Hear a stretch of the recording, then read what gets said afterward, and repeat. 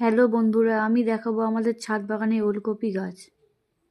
তো আর বলিস নি, কপি গাছগুলো অনেক বড় হয়ে গেছে তো। হ্যাঁ, এগুলো হলো ওলকপি গাছ। তাই ওলকপি গাছগুলো একটু খুশে একটু সার এনেছিলাম বাজার থেকে। সেই সার আর মাটি দিচ্ছি, আর গোড়াগুলোকে একটু খুশে দিচ্ছি। তাতে এই গাছগুলো এবার ফল ধরেছে, তাড়াতাড়ি গাছগুলোর ফলটা বড় হবে। খাবার না দিলে গাছের ফল বাড়বে না, তাই একটু গাছের গোড়ায় খাবার দিচ্ছি।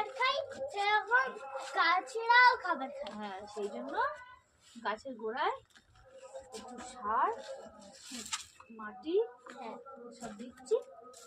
গাছটা তাড়াতাড়ি গ্রোথ ভালো হবে আর গাছের ফলটা তাড়াতাড়ি বড় হবে, সেই জন্য